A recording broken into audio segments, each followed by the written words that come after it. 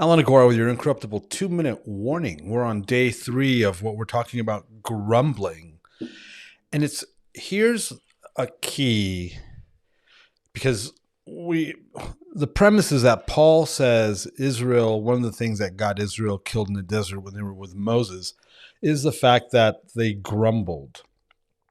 And that what happened to Israel in the desert is an example, a warning for us, the New Testament church, the end time church. It says this in 1 Corinthians 10, which is the premise of this book.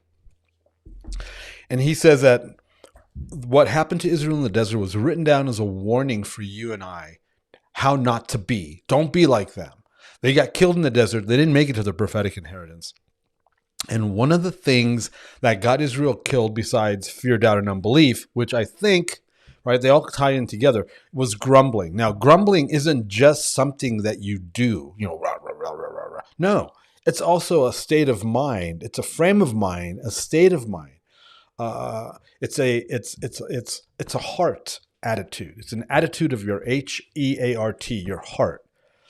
And that attitude, it's a spirit. It's a demonic spirit, and that spirit will cause you to grumble, complain, never be happy, never be satisfied, it'll cause you to never be able to see what's properly good in front of you. All you see is bad and negative, and it causes you to do things and not do things. So we're going to read out of Psalm 106 about this attitude, this spirit that's over Israel and has been over Israel and still is over Israel.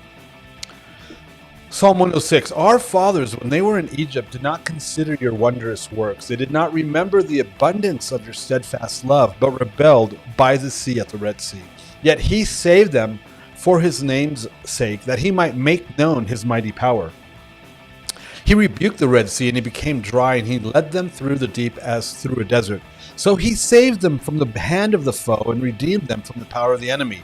And the waters covered their adversaries. Not one of them was left. Then they believed his words. They sang his praises. But they soon forgot his works. See, they did not wait for his counsel, but they had a wanton craving in the wilderness and put God to the test in the desert. He gave them what they asked, but sent a wasting disease among them. When men in the camp were jealous of Moses and Aaron, the Holy One of the Lord, the earth opened and swallowed up Dathan and covered the company of Abiram. Fire also broke out in their company. The flame burned up the wicked. They made a calf in Horeb and worshipped a metal image. They exchanged the glory of God for the image of an ox that eats grass. They forgot God, their Savior, who had done great things in Egypt, wondrous works in the land of Ham, and awesome deeds by the Red Sea. Therefore he said he would destroy them, had not Moses, his chosen one, stood in the breach before him to turn away his wrath from destroying them. Then they despised the pleasant land, having no faith in his promise. See, they despised the pleasant land. They murmured in their tents and did not obey the voice of the Lord. Therefore he raised his hand and swore to them that he would make them fall in the wilderness. It would make their offspring fall among the nations, scattering them among the lands. Then they yoked themselves to the Baal of Peor.